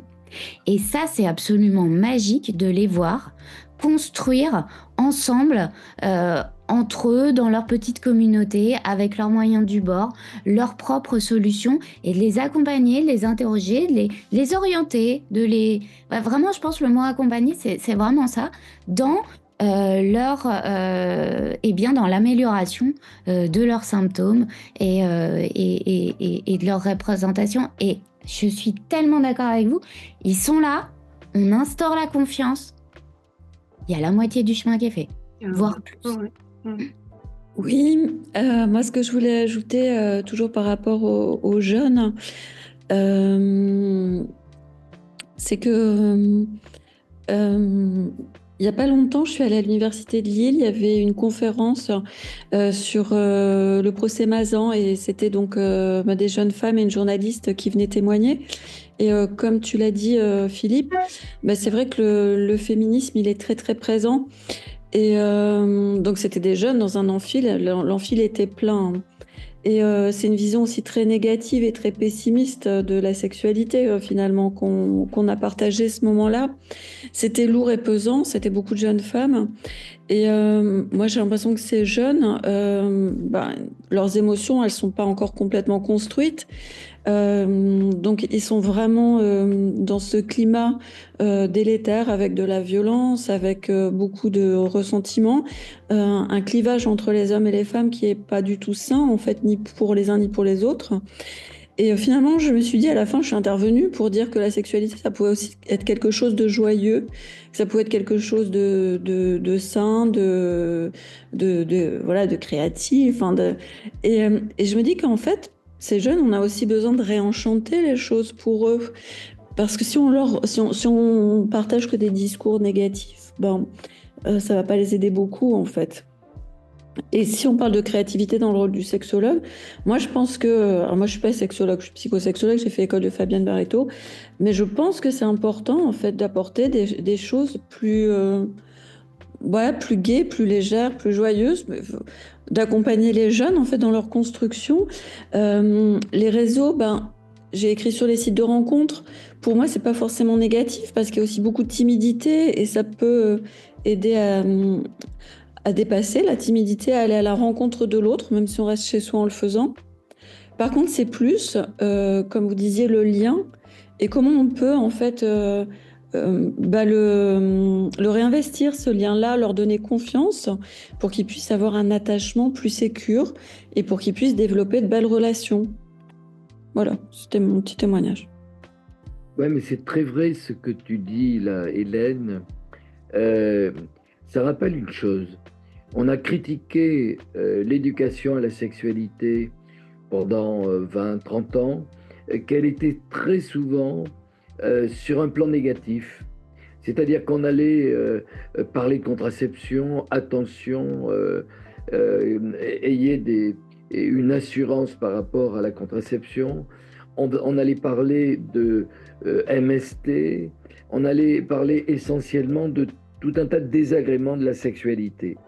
Et aujourd'hui, alors ça n'a peut-être pas changé, si un petit peu quand même, les intervenants sont un peu différents, mais les jeunes d'aujourd'hui sont simplement confrontés au hashtag, au procès Mazan, à des choses qui sont qu'aucune génération n'a vu de cette façon-là.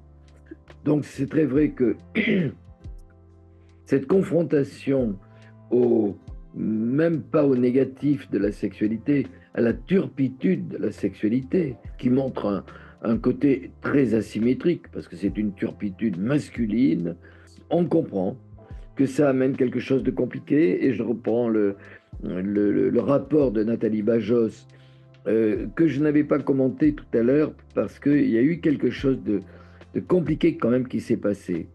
Ce rapport, moi je le savais quelques jours avant, je pensais faire même un commentaire sur ce rapport. Or, il était impossible, j'ai l'état d'ouverture possible, je n'ai jamais pu obtenir ce rapport quelques jours avant. Il a été donné en service de presse uniquement à des gens très précis, des réseaux surtout LGBT, aucun réseau de médecins, aucun réseau de psychos, ni même de sociologues qui s'occupaient de cela. Ça a été très dirigé, c'est très particulier, alors que ce rapport est intéressant. Et en tout cas, il a été confidentiel. Et d'ailleurs, les gens qui ont été interviewés, sauf Hélène, parce que tu as bénéficié d'une invitation qui était très très bien là sur France Inter. Mais c'est vrai que ce rapport aurait dû être discuté différemment. Parce que par exemple, il y a un élément qui est intéressant. On voit l'évolution, parce que ça n'a pas été discuté par des gens qui connaissaient les rapports antérieurs. La plupart des gens qui en ont parlé ne savaient pas le rapport Simon, le rapport Spira, le premier rapport Bajos, ils ne savaient pas. Ils vous racontaient quelque chose sur les chiffres dont on parlait. Eh bien, on voit que l'âge du premier rapport sexuel, il est arrivé à 17,2, 17,8 au dernier rapport Bajos. C'est quasiment la même chose, sauf qu'il y a un petit rebond. C'est-à-dire que les filles, eh bien, maintenant, se méfient de la sexualité. Et effectivement, au lieu que ce soit 17,4 ou 17,8, c'est 18,2. Mais oui, il y a un vrai frein du début de la sexualité pour les filles, certainement en lien avec ces événements.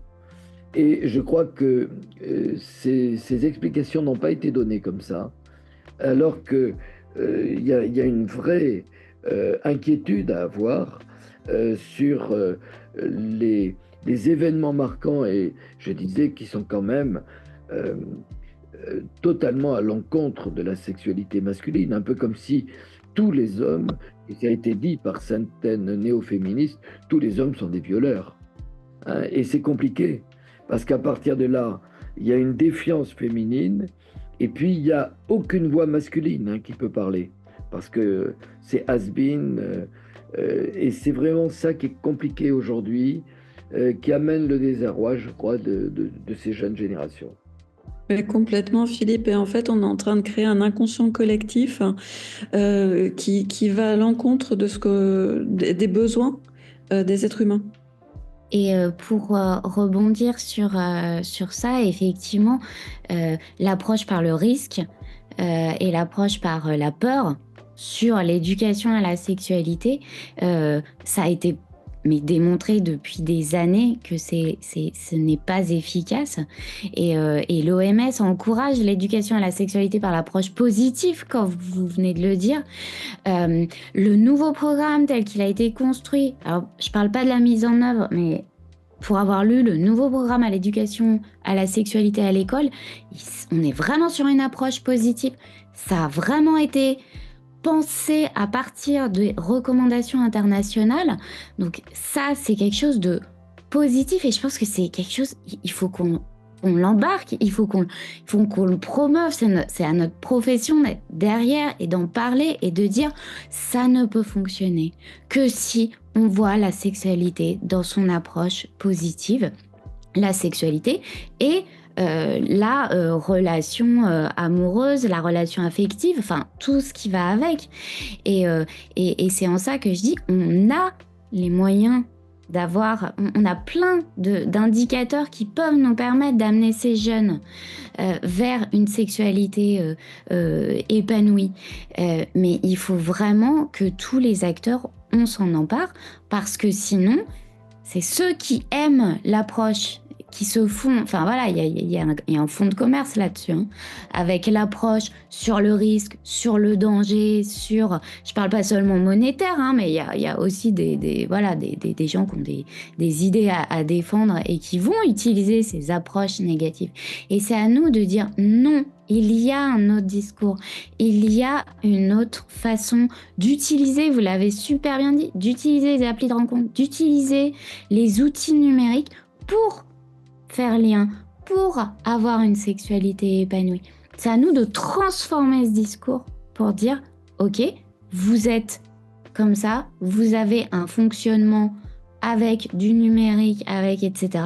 On peut le transformer pour que vous arriviez toujours à faire lien avec le sexe opposé si vous êtes hétérosexuel, avec le sexe d'intérêt, quelle que soit votre orientation. Voilà. Merci beaucoup Aurélie, parce que c'est important. Je vois bien qu'il y a plein de notes. Il y a des notes plus joyeuses, comme disait Michel, positives et puis d'autres, des questionnements aussi, hein, et des quelques craintes hein, qui apparaissent également. Est-ce qu'il y a d'autres, Claude? Je travaille beaucoup avec une équipe à Zurich de sexologues et ce dont je me rends compte, c'est comment nous pouvons nous être assez sécures, puisque c'est le besoin quand même de sécurité qui est derrière toute cette peur, derrière tous ces... Et comment, alors, nos jeunes, mais moi là j'ai une pléthore depuis 3 semaines, une pléthore de demandes d'hommes, entre autres, qui ne savent plus comment être sécures dans une relation.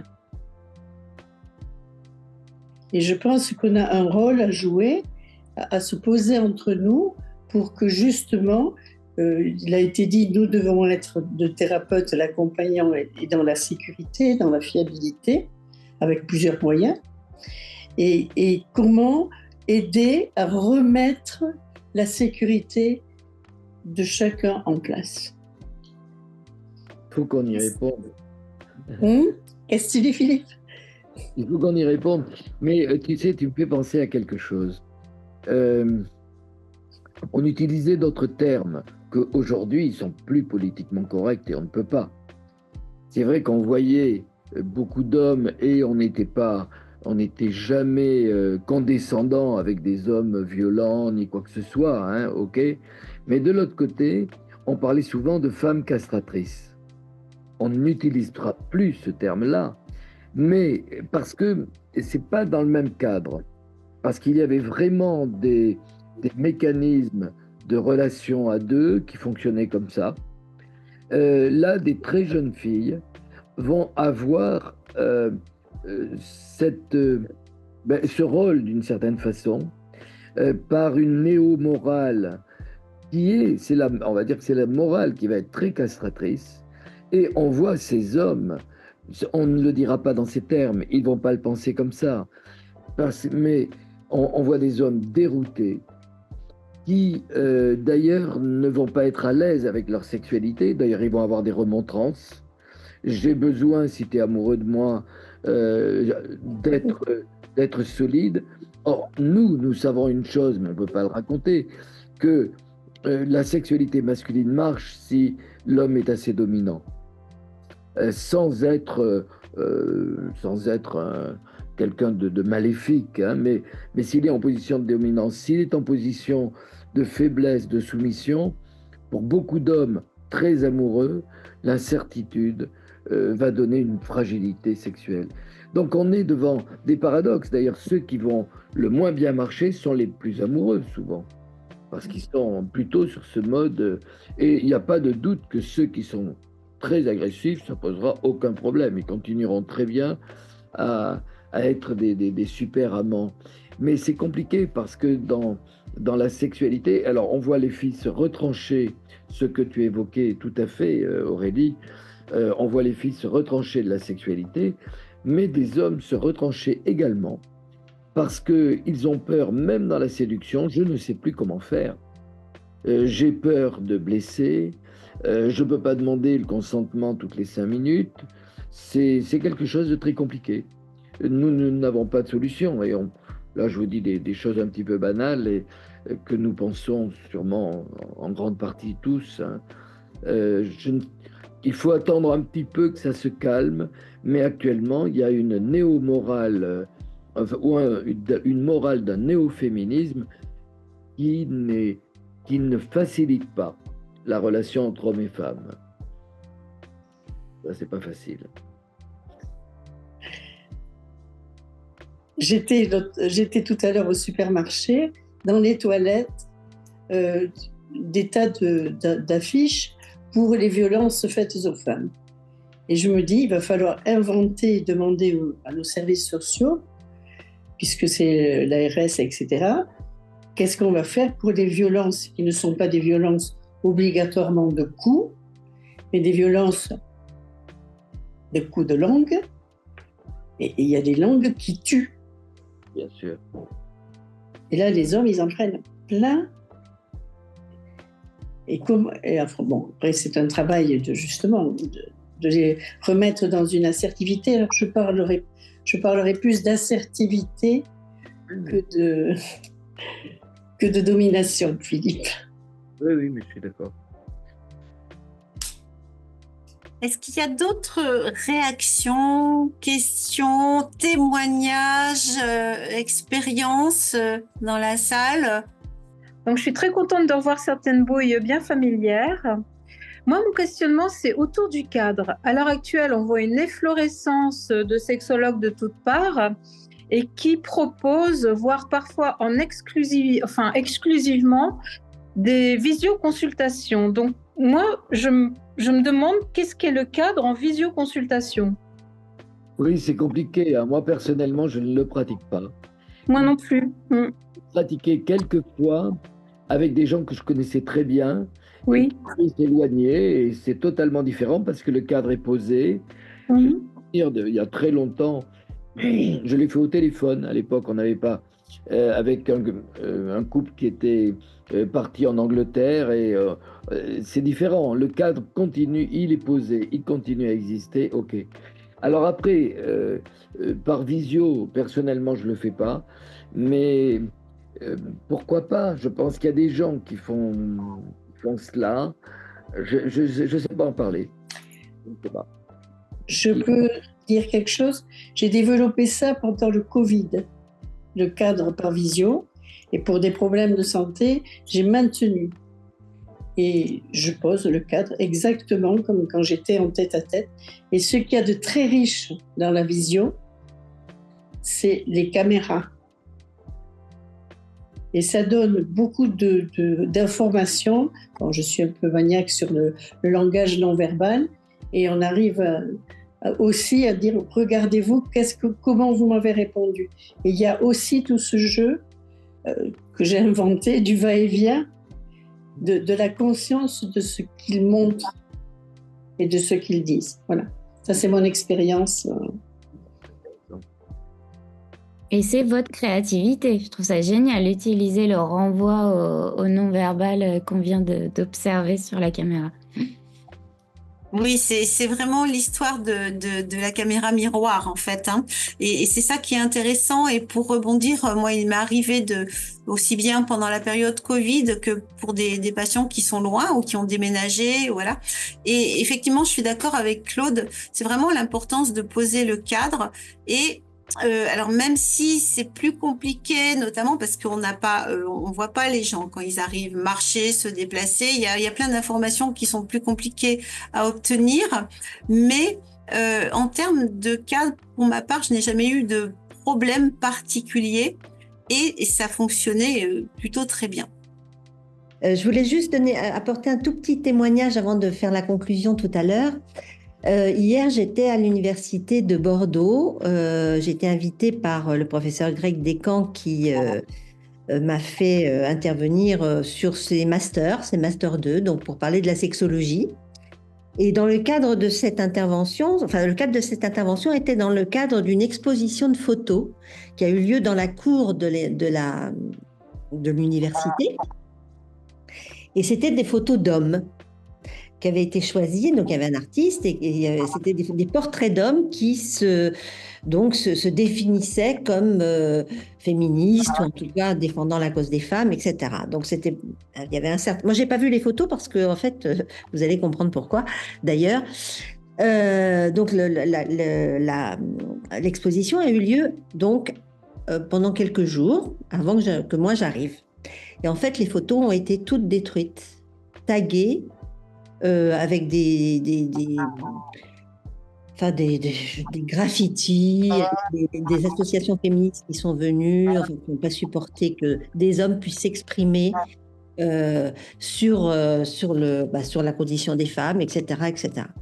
Donc, c'est pour dire qu'on est quand même aussi dans une société aujourd'hui quand même qui vraiment pose problème parce que c'est quand même la liberté d'expression qui a été atteinte.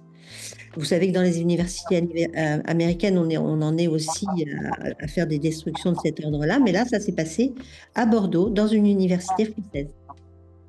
Donc voilà, donc c'était assez, l'ambiance était assez perturbante. Enfin, moi, je suis arrivée devant un groupe qui était tout à fait d'étudiants qui étaient sans souci, mais le tagage et la destruction de toutes ces photos, c'était des grands formats, avaient eu lieu les jours précédents.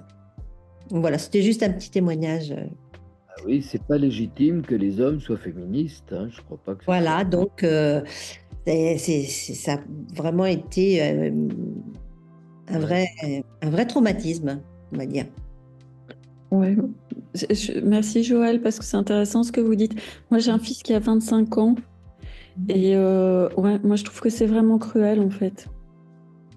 Après, je suis d'accord qu'il y a eu des abus, hein, ça fait des siècles qu'on vit des choses, mais qui sont plus de l'ordre de la domination que d'un clivage homme-femme, en fait. Enfin, Voilà, bon, c'était juste un petit témoignage avant que je conclue après, quand on aura terminé, quand toutes les questions auraient été posées. Je vais couper mon micro.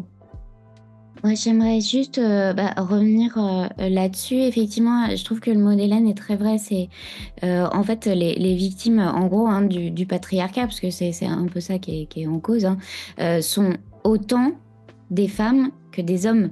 Enfin, voilà, c'est pas... et donc, il faut pas... L'objectif, c'est vraiment d'amener nos jeunes à comprendre que c'est pas une guerre entre les garçons et les filles. Et que quelque part, ce qui est en train de se passer, c'est aussi les conséquences du patriarcat et le fait qu'ils aient du mal à communiquer ensemble.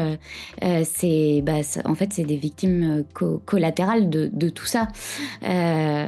Et aussi rappeler que là, on a beaucoup parlé des mouvements féministes etc. Mais il faut aussi aller regarder en regard, hein, tous les mouvements d'Incel, de QAnon qu'on a aux États-Unis et qui se développent aussi très fort en Europe et qui posent tout autant problème. Moi, ceux-là, j'en ai vu quelques-uns qui sont aussi qui ont aussi des difficultés et qu'il faut savoir accompagner, hein, parce que c'est vraiment le principe de non-jugement. Mais je pense que voilà, il ne faut pas non plus se concentrer sur ces jeunes-là. Comme je l'ai dit, les tribus, il y en a plein. Elles ont toutes leurs problématiques, elles ont toutes leurs difficultés et il faut juste comprendre et essayer avec eux de comprendre d'où ça vient pour les emmener sur un truc vraiment plus positif et inclusif. Et voilà, c'est quelque part, ils sont tous victimes des centaines et des centaines d'années précédentes. Et juste pour sortir de cette ambiance qui peut être un petit peu inquiétante, moi, le message principal, pour revenir un peu sur le sujet du début de la créativité, hein, c'est je pense vraiment que les meilleurs outils, les meilleurs, c'est ceux que chaque clinicien va créer avec ses passions et qui va apprendre à maîtriser et à peaufiner. Et comme tout à l'heure Claude nous racontait avec ça, la façon dont elle a investi le Zoom, et ben c'est exactement ça en fait. Ça, c'est le meilleur outil, c'est celui que vous maîtrisez, que vous avez créé et qui vient de votre relation spécifique à votre patientèle. Oui. C'est très vrai. Moi, je vois les choses qu'on a, chacun en a inventé. Et j'essaie de transmettre cela. Peut-être le fait de se dépasser, c'est ce qu'on voulait dire dans cette table ronde. C'est d'oser sortir de la boîte à outils qu'on nous a appris. Même si on a été appris par une école, la doxa, il faut la dépasser. On n'est pas obligé de répéter. Il y a des solutions chez les Rogeriens, chez les Freudiens, dans l'inconscient, dans l'imagination extraordinaire de toutes les autres voies de la psychologie, de la psychanalyse, de la systémique, ainsi de suite. Et c'est comme ça qu'on va inventer même des trucs personnels. Moi, je me souviens d'une histoire tout à fait banale, je l'ai souvent racontée. Un jour, lisant des travaux anthropologiques sur des populations du Caucase qui hibernent et qui pratiquaient le coït immobile. Le coït immobile, je ne sais pas ce que c'est, puisqu'il ne le raconte pas bien d'ailleurs, hein, dans ce que j'avais lu. Mais je me suis dit tout d'un coup que vous demandez à n'importe qui, tiens, nous sommes une trentaine là, on vous demande de vous représenter un coït chacun, personne ne représentera un coït immobile. Le coït est par essence mouvement. Ok. Et là, je me dis, mais c'est extraordinaire ce coït immobile. Eh bien, j'ai inventé un truc que j'essaie de transmettre, mais vous pouvez en inventer autant vous-même, qui a aidé énormément de mes patients, parce qu'ensuite je l'ai testé avec eux. Eh bien, le coït immobile est quelque chose de formidable auquel personne ne pense. Et lorsqu'on apprend à un couple de travailler, de jouer le coït immobile, eh ben, je peux vous dire qu'il dépasse complètement les difficultés qu'ils peuvent avoir de génital ou autre, parce qu'il y a une innovation qui m'est venue par une lecture, et il peut y en avoir d'autres, et vous allez en trouver autant. C'est-à-dire que nous sommes tous inventifs si on ose le faire. C'est-à-dire, et nous sommes ici, ce soir, c'est très très bien que la SCLIF ait pris cette initiative. On est quelques-uns à pouvoir vous autoriser, parce que la plupart du temps, vous savez très bien ce que c'est dans les parcours, par exemple, de thérapie. Quelquefois, la plupart du temps, on n'ose pas. Eh bien, vous pouvez avoir votre superviseur qui vous dit ben, « je vous autorise ». Eh bien, je crois qu'on peut vous autoriser. Dites-vous que vous avez le droit d'inventer une nouvelle chose, que vous testez avec vos patients, ça marche pas, vous laissez tomber. Eh bien, vous allez inventer, vous allez voir que vous allez avoir ce qu'on appelle les thérapies intégratives, c'est-à-dire elles sont intégratives de votre parcours de vie, et il y aura le coït immobile, et il y aura votre invention particulière qui permettra d'aider mieux nos patients. C'est ce qu'on essaie de faire la plupart du temps. Merci beaucoup Philippe. C'est voilà de finir et Aurélie de finir sur ces notes positives de créativité, de confiance. Et je vais laisser peut-être le mot de la fin à notre présidente, à Joëlle, pour voilà peut-être une petite conclusion ou quelques mots à emporter chez nous. Alors, merci en tout cas à tous les trois, vraiment, c'était magnifique. Alors, moi, le sentiment que j'ai, c'est que notre sexologie a de beaux jours devant elle et que notre but ce soir est atteint. Ce nouveau paysage nous a permis de laisser pousser la graine du cadre et de co-construire ce bel édifice ce soir.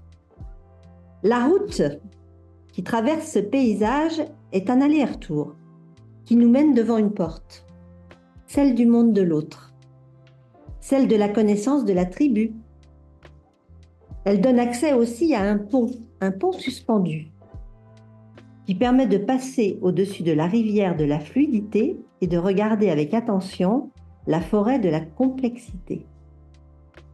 Alors, le couple n'est plus dans le paysage.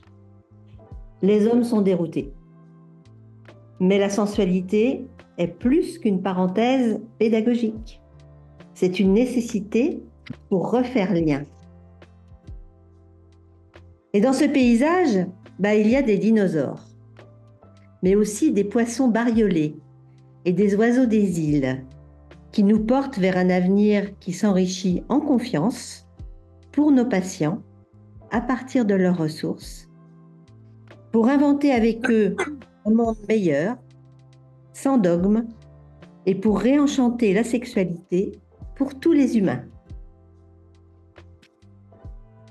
Eh bien, bravo Joëlle, merci, c'est magnifique. Et là, on est dans voilà la poésie, parce que la poésie, la vision poétique, symbolique, qui se retrouve dans ta brillante façon de résumer et de conclure. Cette poésie, elle est extrêmement importante et c'est aussi ça qui va nous permettre de continuer à garder confiance et à pouvoir créer, inventer.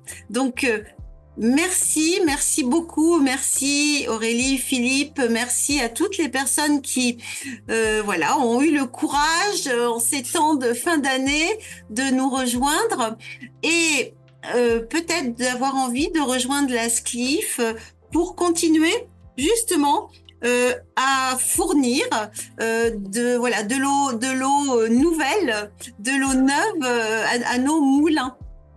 Donc, rendez-vous le 13 février pour la prochaine. Voilà, donc le 13 février, pour qui n'avait pas vu peut-être le programme, la thématique sera les états de conscience modifiés, l'imaginaire et la relation avec Gérard Rie, Pascal Vesproumi, Isabelle Allais et Joëlle Mignot. Donc, nous vous souhaitons une très belle soirée, une très belle fin d'année, avec plein de nouveaux projets et plein de créativité, surtout. Merci beaucoup. Bientôt. Au revoir.